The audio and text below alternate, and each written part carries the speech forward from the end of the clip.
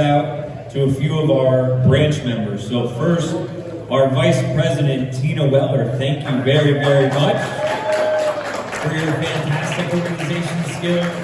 Sean Hallman, getting some of this stuff together for the Chinese auction.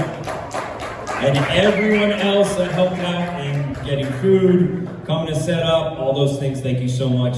We always have a very successful time when you guys are involved, so thank you very much.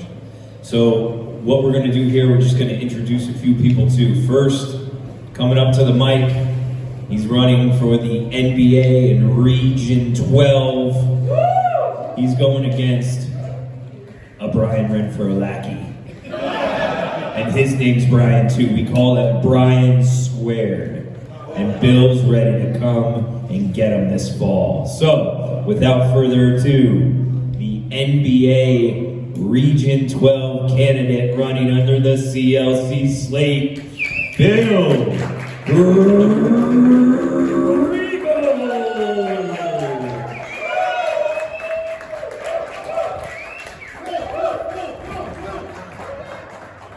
Tom's got going on here with the microphone. First, I want to thank everybody. I want to thank everybody for showing up. It's a Sunday. To dedicate yourself to come and see what's out there. And you're the voters, the rank and file. I want to thank Tina, Branch 274, for having this event. I'd like to thank my branch for actually coming too for support. I mean, that means a lot to me. Solidarity. So, brothers and sisters, first I want to thank everyone for the work that you do every single day delivering the mail for the people of this country. The job of a letter carrier is not easy. The work is demanding, the expectations are high, and the challenges in our workplace continue to grow. That's exactly why we need strong leadership in Region 12. My mission as your Region 12 National Business Agent is simple. Restore the education, improve the communication, and increase transparency and bring integrity and accountability back into the regional office. Yeah. With far too many carriers and branch leaders across Region 12, the same concerns keep coming up. Carriers are asking for help, but they feel like they're not getting the answers. Branch leaders are asking for training, but they feel like that's not reaching them. Members want transparency, communication, but too often they feel left out of the process. Those concerns deserve to be addressed head on. I'm honored with the opportunity to serve as your Region 12 MBA. One of my top priorities is education, training throughout the entire region. Knowledge is power in this union. When our stewards are educated, our carriers are protected. When our branch leaders are trained, our contract is enforced. When our members understand their rights, management cannot take advantage of them. Education should not be limited to a few locations or a few opportunities each year. It should reach the entire region throughout every year, single year. That's why I plan to expand both the training and accessibility across our Region 12. One of the ways we will do this is by strengthening the regional structure and bringing leadership closer to the members. My plans are to include regional administrative assistants, one on the western side of Pennsylvania, one on the eastern side, and one in New Jersey. I also want to supply us with regional grievance assistants so that way that they can assist the smaller branches so they have the opportunity to get the help that they need. Yeah. Not everybody has the power or the knowledge, and that's because the training does not go to them. I plan to bring in, work directly with all these assistants that come into my office. This will allow our region to better support in grievance handling, arbitrational preparation, and contract enforcement across the entire region. Because when our carriers have a problem, they shouldn't feel like that they're out there on their own. They should know that their union leadership is accessible, responsive, and ready to help. Another area I want to improve is member engagement and communications. RAP sessions are important. It's an opportunity for members and branch leaders to speak directly with their regional leadership. Right now, many of our members have to travel a long distance to attend So I plan to expand those opportunities. We will continue with the original traditional rap session that's in Atlantic City, but I also want to add another one on the western side of the state because they can't come to our trainings. It costs too much and it's too far. The goal is simple: more communication, more accessibility and opportunities for our members to be heard, educated, and none of this works without the most important thing: integrity and accountability. Leadership in this union, not about titles, it's not about positions, it's about responsibility. When we take an oath to represent the letter carriers, we accept the responsibility to serve that membership with honesty, fairness, and transparency. That means being willing to listen, being willing to communicate openly, and being willing to hold ourselves and others accountable. Our union is strongest when our members trust the leadership. And the trust is built through action. My commitment to all the members, everybody here, and reason 12 is that I will always work to strengthen this union by focusing on the fundamentals. And I know I've been saying this a lot, but education, communication, transparency, and integrity. If I have the honor of serving as your national business agent, my door is always open. I will always focus on what's at hand, the carriers, you guys. So thank you for this opportunity, for allowing me to come up here and speak to everybody. I have a lot of my slate here. I want to have them an opportunity to come up here as well. But know this, and you guys all know me, I'm a fighter. I am a table 2 carrier. I'm the same as you guys. I will fight and fight and fight. And James knows I will fight, or else I probably wouldn't even be a part of the slate. CLC is the real deal. So I want to thank everybody for the opportunity, and at this time I'd like to call up David Grosskopf.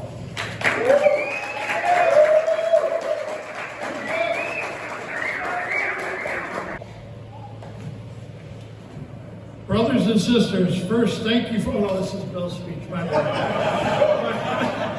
Bill, where'd you put my, actually I didn't have a speech. How we doing, Lehigh Valley?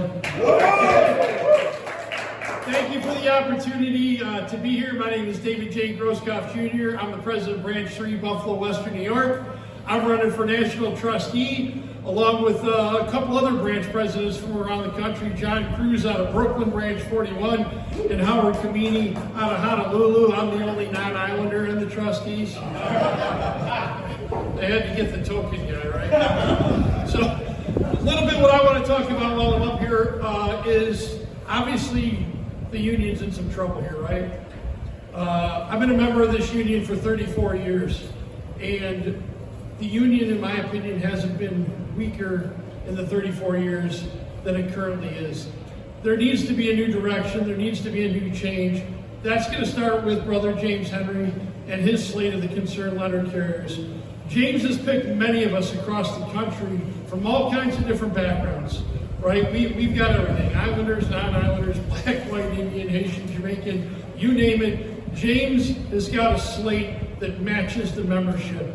We know what you're feeling out there on the work floor. We recognize what you're feeling out there on the work floor. And we're going to work to change that for you as quickly as we possibly can. But there's a caveat to that. We have to be in office, and we have to have our people in the office that have that same vision. And that's what we're looking for you folks to do, especially you rank and filers that are here today. Please go back out onto that workroom floor. Talk about the people that you met today. Educate the people that are in this election. Because if we're going to turn this thing around, James Henry's not doing it by himself, and James Henry's not doing it alone with that executive council. We are going to need everybody in this union to stand up and demand that they follow exactly what James preaches, right? What is James of the Concerned Letter Carriers preaching? Living wage. Right? We want letter carriers once again to have a living wage. We want to get rid of that toxic work environment that you face every day on that workroom floor. And you know, when you're in there, you should be walking on eggshells. We're going to make sure that's not happening. Another guy, you might have heard of him, has a little podcast, Corey Walton, Dogs of War. They're going to fix that stuff when we get in there. And the last thing, and Bill touched on it in his speech, education. An educated workforce is a devastating workforce. If we can get all of these members on the same page, we're going to be able to turn this thing around. There's one guy in this room that can do that, and his name is James Henry. A little bit about the trustee, right, that position there. One of the main reasons I'm running for that is, for the last 3 years, I've been going over the LM2, and I've been questioning NALC headquarters on many things. And right now, I'm not going to go into a lot of that stuff. The new LM2 is going to come out in June of this year, and myself and some other members of the CLC will be on Corey's podcast to talk about some of the things that we're seeing. But some of the things that we're seeing is, Renfro has increased his staff. For example, his administrative assistants to the president, he's hired 20 extra ones. No president's ever had that many assistants to the president, okay? Now listen, should your money be spent, your dues money be spent on representation? Absolutely, but we don't think we need that many folks in that many positions. How many of you guys have been out at events around the country and seen these bodyguards? Yeah, okay.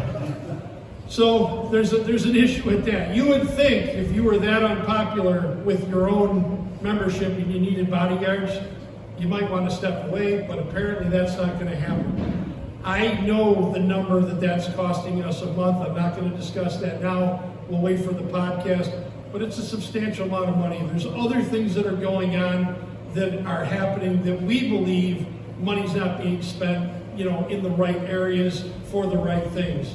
And like I said, I'm not going to get into it here at this point, but probably at the end of June, the beginning of July, wait for Corey's podcast. Myself and some other folks will be down there. We went down to NALC headquarters January of this year, the third week in January. I am the first person in the history of the NALC to call the NALC's bluff because I asked some questions about the way that money was being spent. And I got a letter from Mr. Renfro that basically said, well, if you want to see it, you're going to have to come down here and look at it. Well, me and 3 of my friends hopped the plane, and guess what? We went to NALC headquarters for 72 hours, and we saw that. The only thing I'm going to tell you right now that's a little disturbing to me that we will talk about on the podcast, what I saw and what I wrote down, I then asked for copies of minutes, copies of financial information, obviously minus, things redacted, the account numbers, stuff like that, that's sensitive. I was told by the national president I'm not allowed to have any of that. Okay, your union runs around that is the most democratic, transparent union in this country. That's a lie. Okay? One of the reasons I'm running for trustee is that exact reason. As a member, I believe you should have access to all of that. As a member of that executive council, you should be holding the national president accountable for his actions. I say this, and James is sitting right there, and I know John Cruz and Howard Kamini will back me up. You're not going to have 3 puppets in those positions as trustees. If the national president is doing something wrong, we will hold him accountable. Now, do I believe James is going to do anything wrong? Absolutely not. My job as a trustee is going to be pretty easy, right? But we're going to make sure that as trustees and as the people watching your money, we're going to make sure that stuff's going in the right place. I thank you for your time. Everybody have a good day.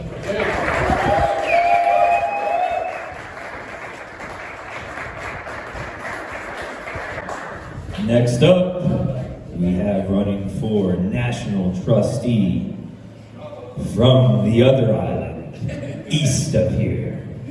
Let's go Knicks. We have John Cruz.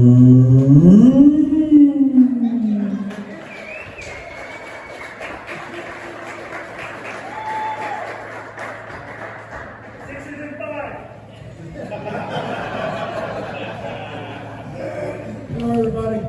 I'm sorry I missed the dress code. As you see, I have a lot of clothes on, they don't. I don't understand what's wrong here. But I don't say too much. I'm really not a public speaker.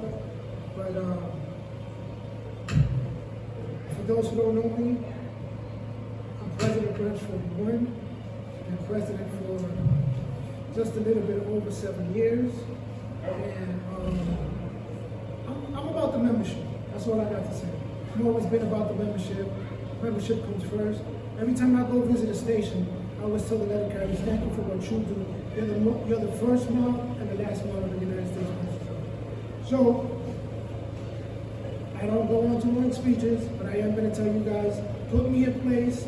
I go into any room to fight against those motherfuckers that we need to fight against and stand up for the membership. Thank you.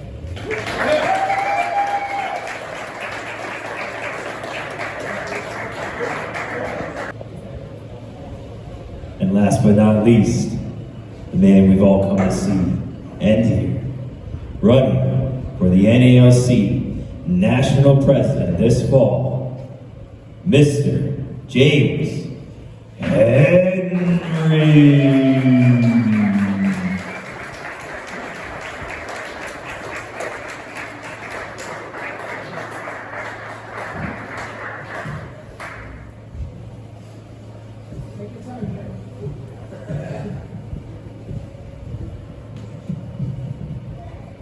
Just for a moment here, I want to say thank you to Branch 274, Lehigh Valley, both Bethlehem and Allentown for coming out and supporting this movement today. It is super important that we all be engaged like we are. You could have been anywhere you wanted to be today, but you decided to come and be here and support this change and this movement going forward. I've often said, whether it's 2 or 2,000, matters not to me. Where there's a letter carrier that is seeking knowledge, where there's a letter carrier supporting change and supporting needs of the letter carriers, we're going to be there in the house each and every single time. I come to you from Washington, D.C. up at headquarters right now. I serve currently in the capacity of the NALC Vice President. But that is not why I'm here today. I am here as a candidate for the presidency of the NALC headquarters, or the National Union as a whole. And the reason that I'm deciding to do so is not because I wanted to be president in and of itself. That is not the reason why I'm running to be president. Because of the title, because of the position, because some people saying about salary.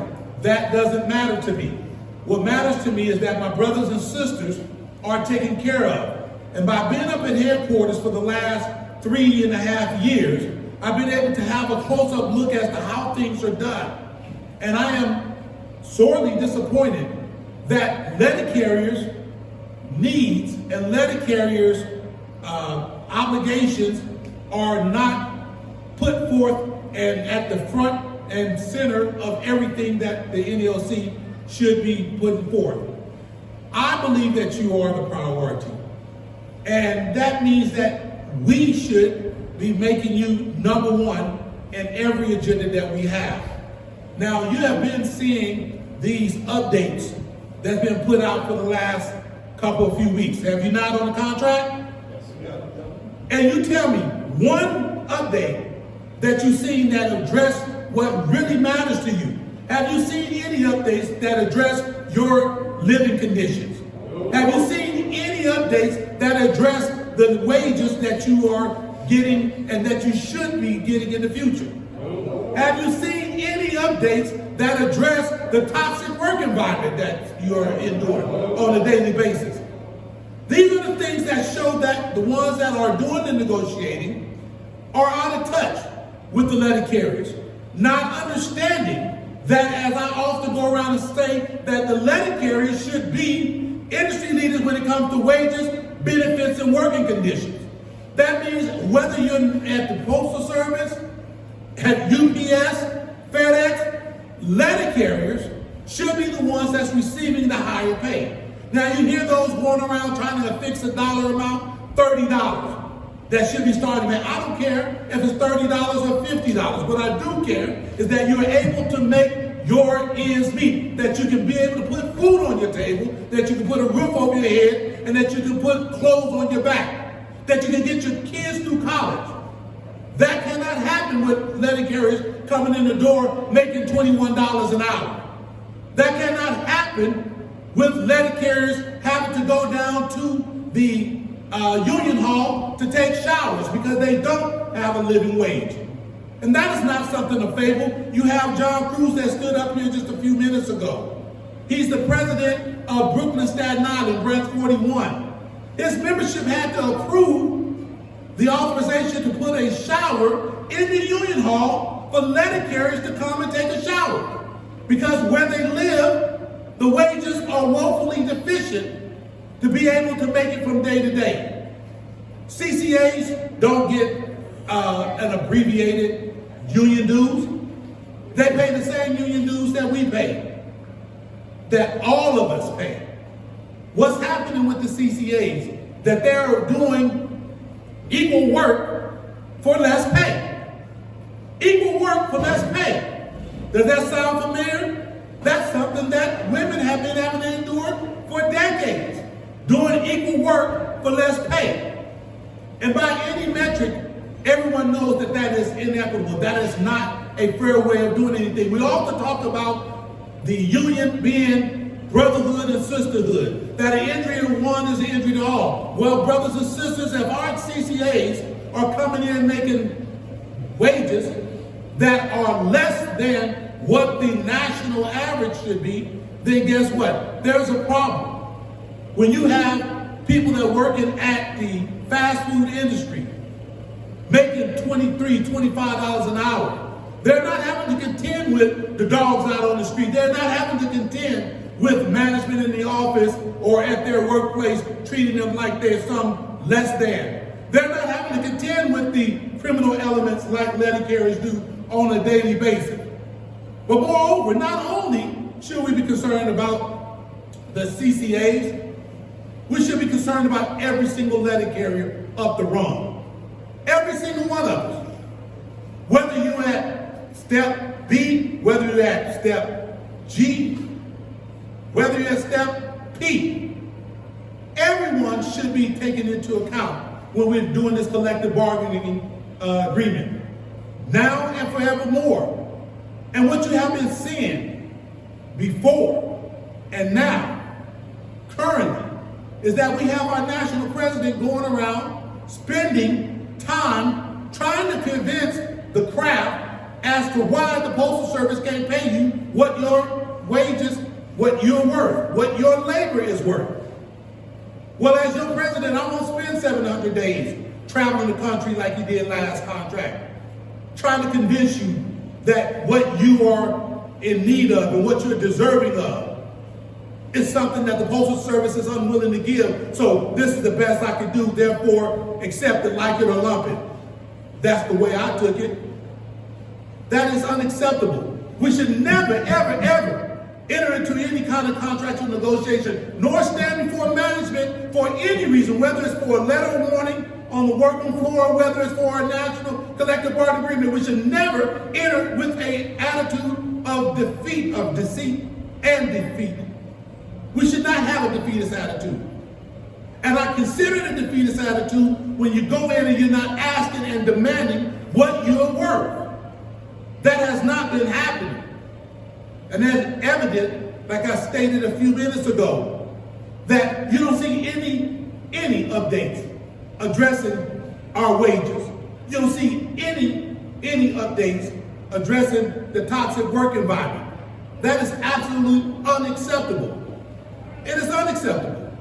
And to have a two-tier wage system, in my view, is something that we should do any and everything that we can to abolish. We should have one pay scale. One pay scale. We should have an all-career workforce. Do you not agree? Yes. Do you agree that we should have full colas? Yes. How is it that other crafts within the same agency, the same employer, have full colas? How is it that APW have full colas? How is it that the mail handlers have full colas? And we're walking around with the vast majority of our craft having to endure diet colas. How is that possible? It should not be. Because guess what? When they lie to you by omission, as I say, by not telling you the full truth, by not putting things in proper context, when they say, well, your projected salary is going to be XYZ. You get $1,200 in colas. He said, well, that don't sound too bad. But they fail to tell you that the only ones that's going to get their $1,200 are the ones at the very top. Everyone else that's below that is prorated. Prorated almost like at 60-something%. So after $1,200, you might have got close to $700 of that. Is that acceptable to you? No. That's what causes division within the union. Is again, when you have people doing same work or equal work for less pay. We should be making emphasis on making sure that our letter carriers are able to get from hire date to retirement date. And to be able to do so without wondering what's going to come to them if they retire now. A lot of letter carriers won't retire because they can't afford to retire. But your bodies are broke down. Your minds are depleted because of all the stress and time constraints and everything that you have to contend with on a daily basis. Those are the things that we need to work on collectively as a union.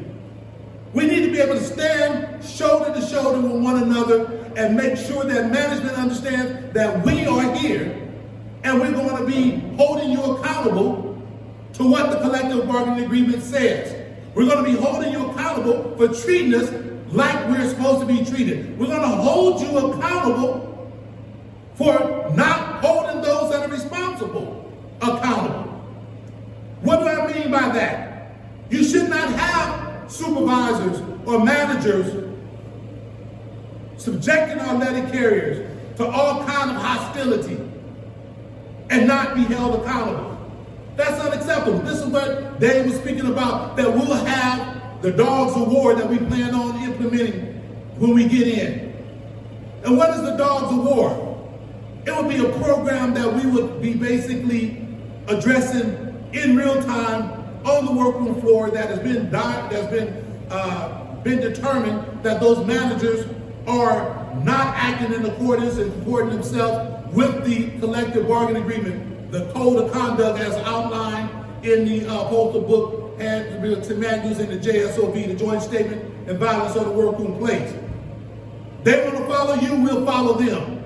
They want to treat you in a particular way, guess what? We're going to drag the net. Not only will those that are on the workroom floor, those supervisors, are the ones that are committing those heinous acts, those that are responsible for holding them accountable, we're going to drag the net and we're going to hold them accountable as well. Whether it's the district manager, the postmaster, or the area manager, every single one of them, because they're the agency. It's just their agent that is acting on their behalf. They're responsible. But we got to do our job. And we got to make sure that the letter carriers know that we got their back like vertebrae. So they'll understand that when they stand up, that they're not standing up alone. That we're going to be there for you. That we're going to fight the fight. In the Marine Corps, as we say, we're going to fix bandits in charge. That's what's going to happen.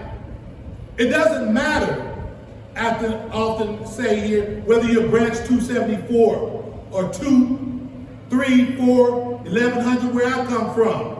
What precedes every branch number is the acronym NALC, National Association of Letter Carriers. That means that we are one branch, that we're one union, and you have multiple branches, but there's one union. And when we understand that we all are interconnected, that we're all one, it'll make it that much more easier for us to stand and be held to the standards of brotherhood and sisterhood. In the Marine Corps, I used to go into the base exchange, and there used to be t-shirts that would be in the office, or not in the office, but in the base exchange. And they would be selling them. And it used to say, "He ain't heavy, he's my brother. He ain't heavy, he's my brother." That means that no matter what you're going through, no matter what is happening to you, I won't leave you behind. I'll carry your load. The Bible says that the strong bears the infirmities of the weak. We all need to understand that we are all in a position of need some point in time. And if we cannot depend on one another, what does it mean? I often say as well that the best ability is dependability. It don't matter how smart Tom may be. It don't matter how smart John may be. It don't matter how eloquent you are. It doesn't matter how gifted you are in anything. If you cannot be relied upon, it don't mean nothing. Doesn't mean nothing if you cannot be someone that folks can depend on. Well, brothers and sisters, I submit to you that you elect the concerned letter carriers, the CLC, will be the group that you can depend on. Now, that doesn't mean that every single thing that we ask for that we're going to get 100% of the time. But what I can promise you is that 100% of the time we're going to try. It will never ever be due to lack of trying that we don't get what it is that's coming towards us or for us. Currently right now, if you look at your health care, in most instances, health care this year has risen in premiums by $1,000. Anyone experience that? $1,000. But yet, your colas is about $1,200. But that's only for the top. What about those that are getting a diet cola? The raises that you got haven't and are not keeping pace with the expenses that are going out. This is why that we need to hold the line this time. And when I tell you, brothers and sisters, I think one of the greatest derelicts of duty is not to represent your people, not to follow the will of your people. In this instance, the letter carrier. And look no further than that most recent, back in March, when the TA, that tentative agreement was voted down, rejected wholeheartedly, 71% by the membership. But yet it was force-fed down your throat. It didn't matter to him whether or not you wanted it or not. You have stated overwhelmingly that this is unacceptable. We should have been throwing the deuces up at management and saying, guess what, we'll see you in arbitration. That's what should have happened. That did not happen. And so when I tell you that the concerned letter carriers, the CLC, is not a derivative of the NALC. It's not no offshoot. That's just the name of our slate. People that are joined philosophically and conviction-wise with the same goal, and that is making sure that the letter carriers are heard, making sure that the letter carrier's life is what it's supposed to be, making sure again that you can get from hire date to retirement date, making sure that you understand that you have leadership that you can trust, because two of the greatest characteristics that any leader should possess is trustworthiness and judgment. And I think the current leadership has exercised poor judgment when they force-fed that TA down your throat, and has proven themselves to not be what? Dependable, trustworthy. Because if they were, they would have did what the membership asked them to do. We cannot go any longer enduring what we are enduring. The collapse of this union from what it used to be is something that I thought I would never see. I've been employed with the Postal Service since February 22nd, 1988. That is a little over 38 years ago. I come from a lineage of great leaders. I remember when Vince Sobrato was there and others, and it's just not the way it's supposed to be anymore. And you'll see that there are certain articles that I put in the postal record that I have written a couple of years ago that I have recycled. Why? Because I believe that they're relevant in this particular time. What do I mean? I would recycle the article, steel sharpens steel, meaning each brother and sister, we help prop each other up when we go forward together. What about respect? When they used to say NLC, management used to understand that there was consequences to their actions. Put some respect on our name again. That's where we should be.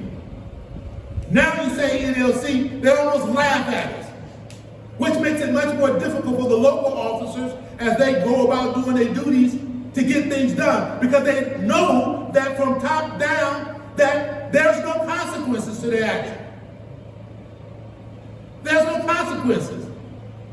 This is why we want to educate the workforce, so everybody knows what's going on. This is why we believe that every single member should have unfettered access to everything that the union has to offer, from education to upper mobility.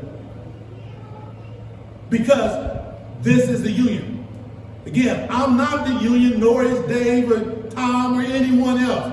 It is the letter carriers that get up, dress up, and show up every day and go out and deliver the mail. You're the union.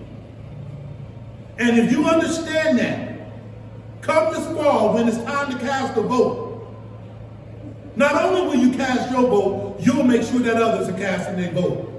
And you have those with the attitude, they have this apathy of thinking, well, what's the difference? What's the point? How are they going to make a difference? I understand all too well that you remove a mountain one stone at a time. Can't do everything in one fell swoop. But the first step to failure is what? Failure to try. The first step to failure is failure to try. And like I said here, what you can depend on is that whatever comes our way, whatever it is that we believe and you say that you need and that we're deserving of, if we don't get it, it will never ever be due to lack of trying.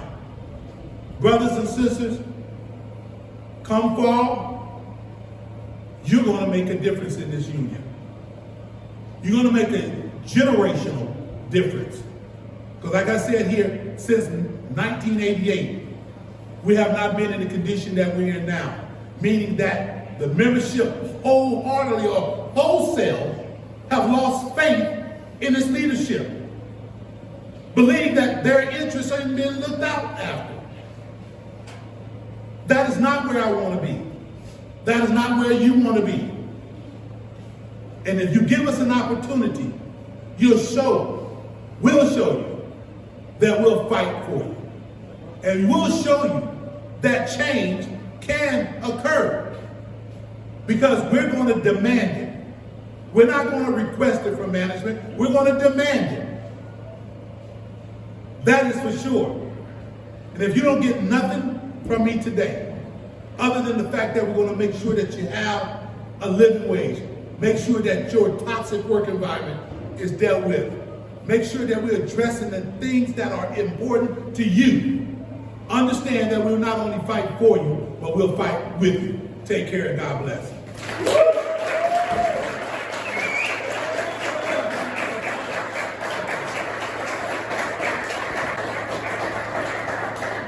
Appreciate you. Do me a favor, everyone that has a phone, break it out. Yeah.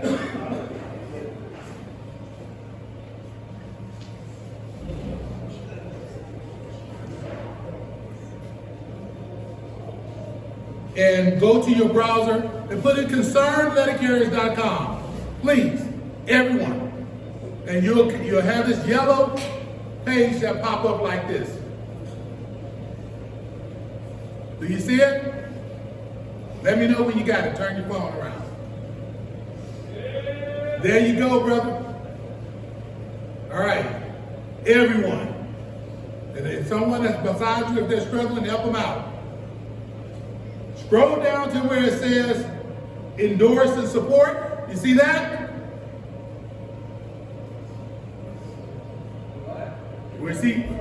See right down there, the yellow button where it says endorse support?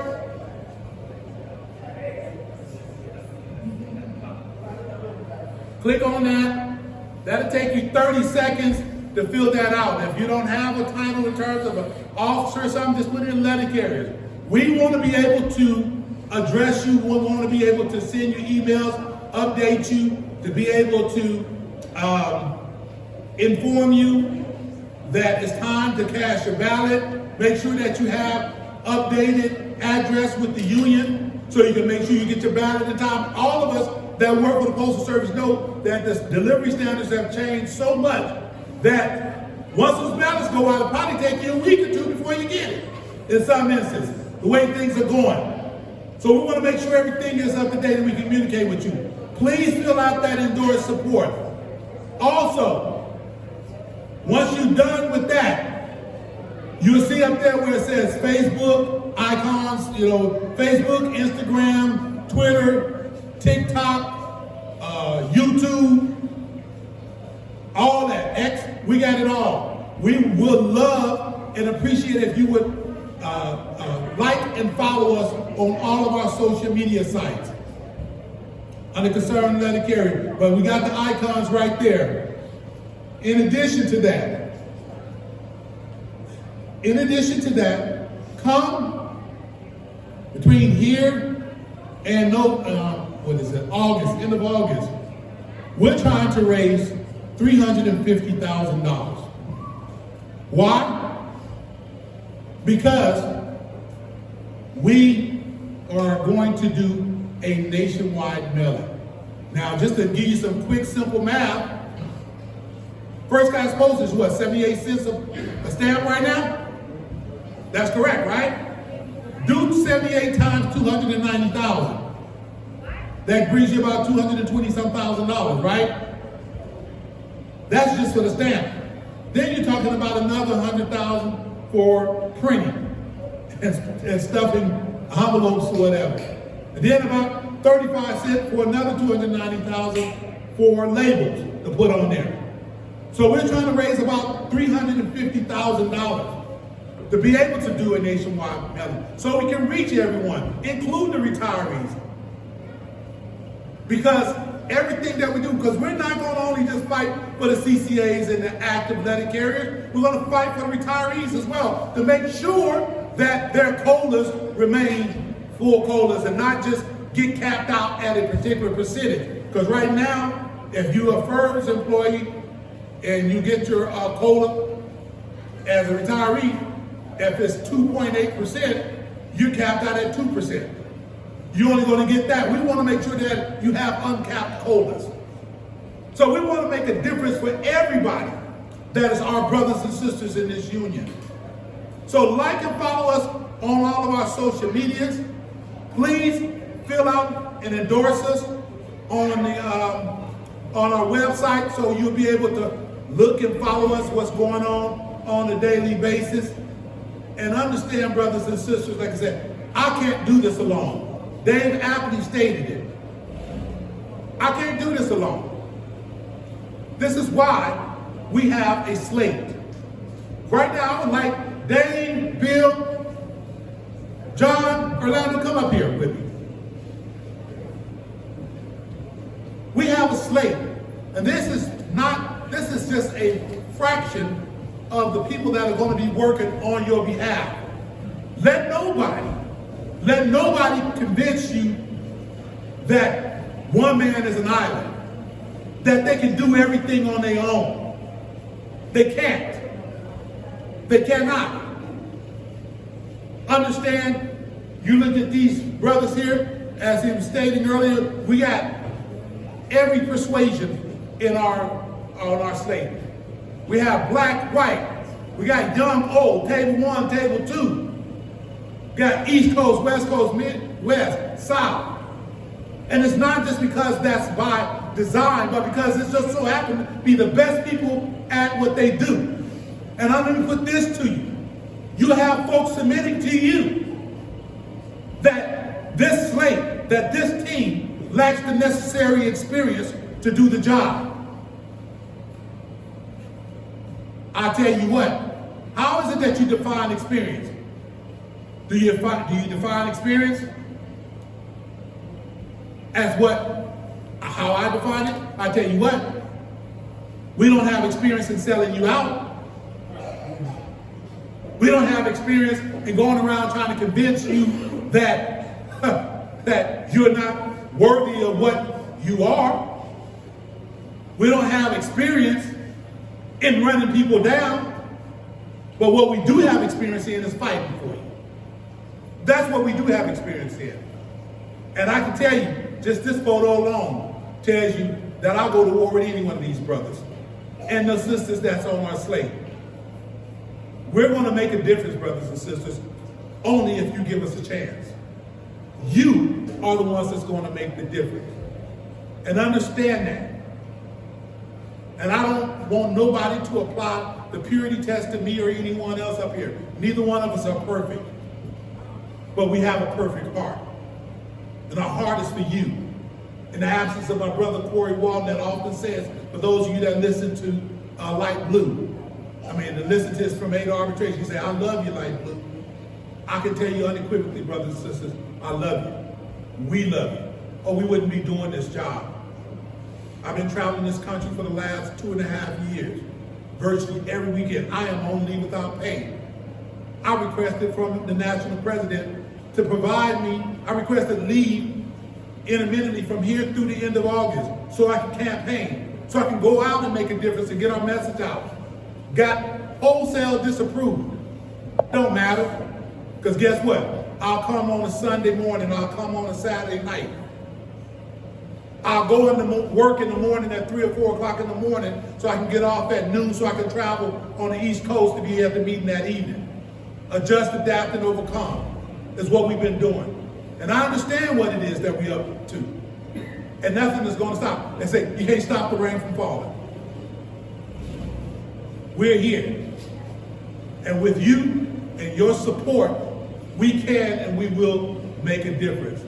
So, thank you, thank you, thank you. We're immensely grateful and humbled that you invited us and allowed us to come out and address you today. Again, we love you and God bless.